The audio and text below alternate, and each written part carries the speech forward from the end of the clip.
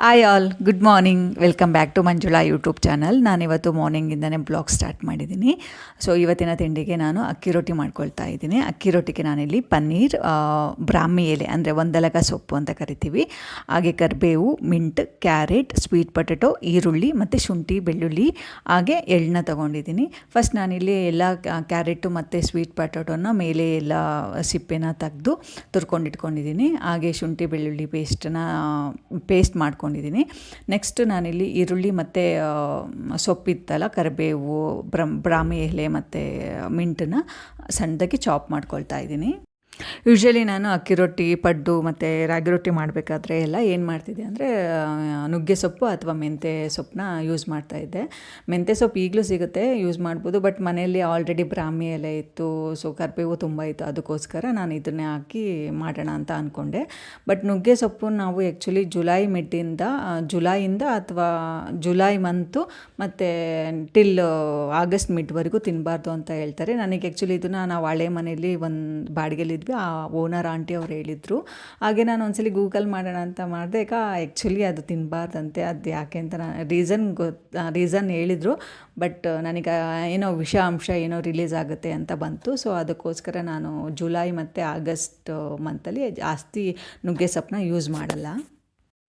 ತುರ್ಕೊಂಡಿರೋ sweet potato ಮತ್ತು carrot, ಹಾಗೆ ಸಣ್ಣದಾಗಿ ಚಾಪ್ ಮಾಡಿ ಇಟ್ಕೊಂಡಿರೋ ಈರುಳ್ಳಿ, ಸೊಪ್ಪನ್ನೆಲ್ಲ ಒಂದು ಪಾತ್ರೆಯಲ್ಲಿ ಹಾಕ್ಕೊಂಡು ಇಟ್ಕೊಳ್ತಾ ಇದ್ದೀನಿ.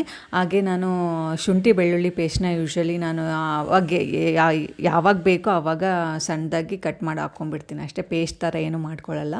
ಹಾಗೆ ಎಳ್ಳು ಮತ್ತು ಬಿಳಿ ಎಳ್ಳು ಮತ್ತು ಕರಿ ಎಳ್ಳು ಎರಡನ್ನೂ ಒಂದೊಂದು ಸ್ವಲ್ಪ ಹಾಕ್ಕೊಂಡು ಹಿಟ್ಟು ಹಾಕ್ಕೊಂಡು ನೀಟಾಗಿ ಕಲಿಸ್ಕೊಳ್ತಾ ಇದ್ದೀನಿ.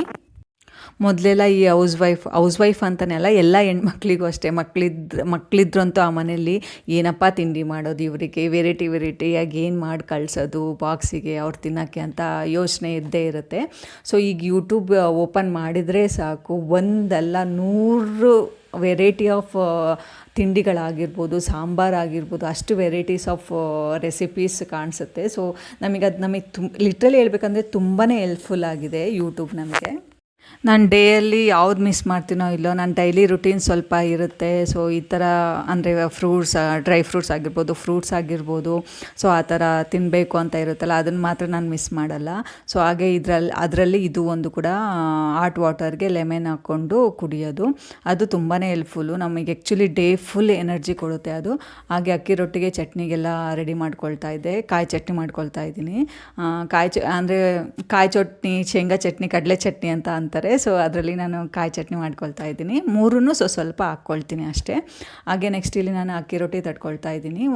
ಹೋಳಿಗೆ ಪೇಪರ್ ತೊಗೊಂಡು ಒಂದೊಂದೇ ತಡ್ಕೊಂಡು ಹಂಚ್ ಮೇಲೆ ಬೇಯಿಸ್ಕೊಂಡ್ಬಿಟ್ರೆ ನಮ್ಮ ತಿಂಡಿ ಕೆಲಸ ಮುಗ್ದೋಗುತ್ತೆ.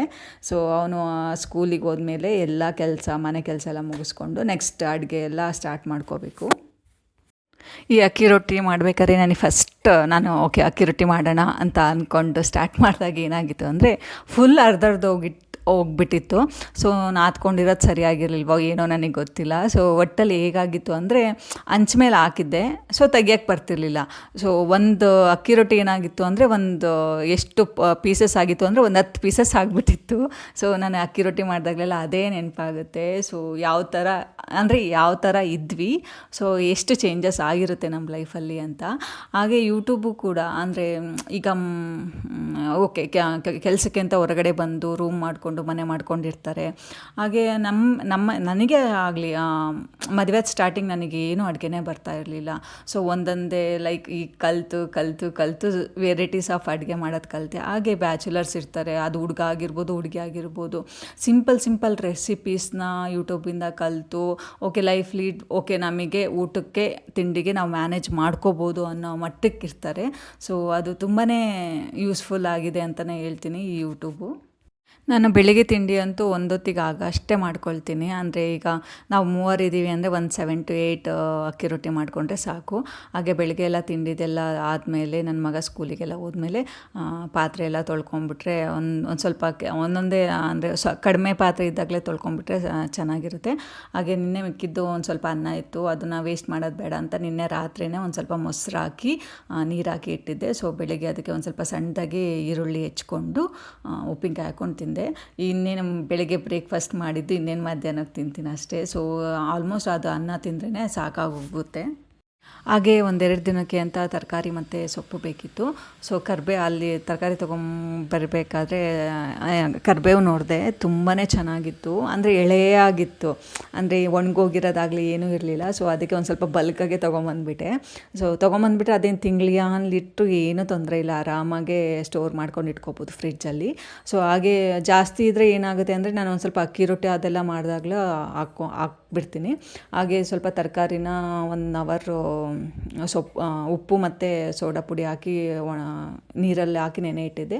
ಅದನ್ನು ಬಟ್ಟೆಯಲ್ಲಿ ನೀಟಾಗಿ ಒಣಗಿಸ್ಕೊಂಡು ತೆಗ್ದಿಟ್ಕೊಳ್ತಾ ಇದ್ದೀನಿ. ಸೊ ಈ ತರಕಾರಿಗಳ್ನ ಆದಷ್ಟು ನಾನು ಆ ವೀಕಿಗೆ ಎಷ್ಟು ಬೇಕಾಗುತ್ತೋ ಅಷ್ಟೇ. ನೆಕ್ಸ್ಟ್ ವೀಕಿಗೆ ಆ ಕ್ಯಾರಿನ ಮಾಡೋಕ್ಕೆ ನನಗಿಷ್ಟ ಆಗೋಲ್ಲ, ಅದಕ್ಕೋಸ್ಕರ ಫ್ರೆಶ್ಶಾಗೆ ತರ್ತೀನಿ. ನೆಕ್ಸ್ಟ್ ನಾನು ಮಧ್ಯಾಹ್ನಕ್ಕೆ ಮತ್ತು ರಾತ್ರಿಗೆ ಅಂತ ಸಾಂಬಾರು ಮಾಡ್ಕೊಳ್ತಾ ಇದ್ದೀನಿ. ಸಾಂಬಾರಿಗೆ ನಾನಿಲ್ಲಿ ಬೇಳೆ ಸಾಂಬಾರು, ಹಾಗೆ ಬೇಳೆಗೆ ತರಕಾರಿ ಅಂದರೆ ಒಂದು ಸ್ವಲ್ಪ ಪಲ್ಯ ಮಾಡಬೇಕಾದ್ರೆ ಮಿಕ್ಕಿರುತ್ತಲ್ಲ ತರಕಾರಿ ಮತ್ತು ಸ್ವಲ್ಪನೇ ಸೊಪ್ಪಿತ್ತು, ಸ್ವಲ್ಪನ ಹಾಕ್ಕೊಂಡು ತರಕಾರಿ ಸಾಂಬಾರು ಮಾಡ್ಕೊಳ್ಳೋಣ ಅಂತ ಮಾಡ್ಕೊಳ್ತಾ ಇದ್ದೀನಿ.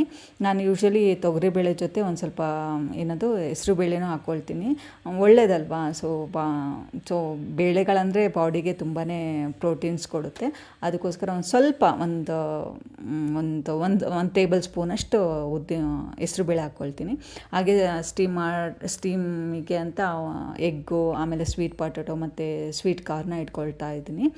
ನನಗೆ ಅದು ಸ್ವೀಟ್ ಕಾರ್ನು ಮತ್ತು ಸ್ವೀಟ್ ಪೊಟ್ಯಾಟೊ ನಾನು ತಿಂತೀನಿ, ಇನ್ನೇನು ಎಗ್ ನನ್ನ ಮಗನಿಗೆ ಅಂತ ಸ್ಟೀಮ್ ಮಾಡ್ಕೊಳ್ತಾ ಇದ್ದೆ. ನೆಕ್ಸ್ಟ್ ಇಲ್ಲಿ ಮಧ್ಯಾಹ್ನಕ್ಕೆ ಮುದ್ದೆ ಮಾಡ್ಕೊಳ್ತಾ ಇದ್ದೀನಿ. ಸೊ ಮಧ್ಯಾಹ್ನಕ್ಕೆ ಹಾಗೆ ಮತ್ತು ರಾತ್ರಿ ಸಾಂಬಾರು ಮಾಡಿದರೆ ಮಧ್ಯಾಹ್ನಕ್ಕೆ ಮತ್ತು ರಾತ್ರಿ ಅನ್ನ ಇಲ್ಲಾಂದರೆ ಮುದ್ದೆ. ಸೊ ಮುದ್ದೆ ಮಾಡ್ಕೊಳ್ತಾ ಇದ್ದೀನಿ. ಸೊ ನೆಕ್ಸ್ಟು ಮುದ್ದೆ ಜೊತೆ ಏನಾದ್ರು ತರಕಾರಿ ಸ್ಯಾಲೆಡ್ ಥರ ಇದ್ದರೆ ಚೆನ್ನಾಗಿರುತ್ತೆ ಅಂತ ಸೌತೆಕಾಯಿನ ಹೆಚ್ಚಿಟ್ಕೊಳ್ತಾ ಇದ್ದೀನಿ. ನನಗಂತೂ ಈ ಬೆಂಗಳೂರಲ್ಲಿ ತರಕಾರಿ ತಗೋಬೇಕು ಅಂದ್ರೇ ಭಯ ಆಗುತ್ತೆ. ಏಕೆಂದರೆ ಮೊನ್ನೆ ಹಿಂಗೆ ಒಂದು ಸೋಷಿಯಲ್ ಮೀಡಿಯಾದಲ್ಲಿ ವಿಡಿಯೋ ನೋಡ್ತಾ ಇದ್ದೆ. ಸೊ ಬೆಂಗಳೂರಿಗೆ ಯೂಶ್ವಲಿ 90% ಆಫ್ ದ ವೆಜಿಟೇಬಲ್ಸ್ ಅಥವಾ ಸೊಪ್ಪಾಗಿ ಬರ್ತಾ ಇರೋದು ಚಿಕ್ಕಬಳ್ಳಾಪುರ ಮತ್ತು ಕೋಲಾರದಿಂದ ಬರ್ತಾಯಿದೆಯಂತೆ. ಬಟ್ ಅಲ್ಲಿ ನೀರೇ ಇಲ್ಲ, ತರಕಾರಿ ಹೇಗೆ ಬೆಳೀತಾರೆ ಅಂತ ಅವರು ಹೇಳ್ತಾಯಿದ್ರು. ಸೊ ಅದು ಯಾವ ನೀರಿಂದ ಬೆಳೀತಾರೋ ಏನೋ ಅಂತ ಇದ್ರು. ಬಟ್ ಈ ಥರದಕ್ಕೆಲ್ಲ ತಲೆ ಕೆಡ್ಸ್ಕೊತ ಕೂತ್ಕೊಂಡ್ರೆ ನಾವು ಎಸ್ಪೆಷಲಿ ವೆಜಿಟೇರಿಯನ್ಸು, ನಮಗೆ ಸೊಪ್ಪು ಸದೆ ಇದರಲ್ಲೇ ನಮಗೆ ಏನೋ ಒಂದು ಬಾಡಿಗೆ ಸಿಗುತ್ತೆ. ಸೊ ಅದನ್ನೇ ತಿನ್ನಲಿಲ್ಲ ಅಂದರೆ ಇನ್ನೇನು ತಿನ್ನಬೇಕು ಅನ್ನೋ ಕ್ವಶನ್ ಮಾರ್ಕ್ ಬಂದುಬಿಡುತ್ತೆ. ಸೊ ಈಗ ಸೋಷಿಯಲ್ ಮೀಡಿಯಾಯಿಂದ ಎಷ್ಟು ಅಡ್ವಾಂಟೇಜ್ ಇದೆಯೋ ಅಷ್ಟೇ ಡಿಸ್ಅಡ್ವಾಂಟೇಜ್ ಇದೆ. ಅವರಿಗೆ ಏನು ಬೇಕೋ ಅದನ್ನು ಅವ್ರು ಹೇಳ್ಕೊತಾರೆ, ತಪ್ಪಲ್ಲ. ಬಟ್ ಎಷ್ಟು ನಾವು ತಲೆಗೆ ಹಾಕ್ಕೋಬೇಕೋ ಅಷ್ಟು ಹಾಕ್ಕೋಬೇಕು, ಎಷ್ಟು ಇಗ್ನೋರ್ ಮಾಡಬೇಕು ಅಷ್ಟು ಇಗ್ನೋರ್ ಮಾಡ್ತಾ ಇರಬೇಕಷ್ಟೇ. ನೈಟ್ ಊಟ ಎಲ್ಲ ಆದಮೇಲೆ ಪಾತ್ರೆ ಎಲ್ಲ ತೊಳೆದು ಕಿಚನೆಲ್ಲ ಕ್ಲೀನ್ ಮಾಡ್ಕೊಂಬಿಡ್ತೀನಿ. ಸೊ ದಟ್ ಮಾರ್ನಿಂಗ್ ನಾನು ಬಂದು ಅಡುಗೆ ಮಾಡ್ತಿದ್ದೀನಿ ಅಂದರೆ ಸೊ ದಟ್ ನನಗೆ ಆ ಪಾಸಿಟಿವ್ ವೈಬ್ ಇರುತ್ತೆ, ಅದಕ್ಕೋಸ್ಕರ. ಹಾಗೆ ನಾಳೆ ಬೆಳಗ್ಗೆಗೆ ಅಂತ ಡ್ರೈ ಫ್ರೂಟ್ಸು, ಸ್ವಲ್ಪ ಮೆಂತೆಕಾಳು, ಚಿಯಾ ಸೀಡ್ಸ್ ಎಲ್ಲ ನೆನೆ ಹಾಕ್ಕೊಳ್ತಾ ಇದ್ದೀನಿ. ಸೊ ಇದಾಗಿತ್ತು ಇವತ್ತಿನ ವಿಡಿಯೋ. ಎಲ್ಲರಿಗೂ ಇಷ್ಟ ಆಗಿದೆ ಅಂತ ಅಂದ್ಕೊತೀನಿ. ಇಷ್ಟ ಆಗಿದೆ ದಯವಿಟ್ಟು ನನ್ನ ಚಾನಲ್ನ ಸಬ್ಸ್ಕ್ರೈಬ್ ಮಾಡ್ಕೊಳ್ಳೋದು ಮರಿಬೇಡಿ. Thank you.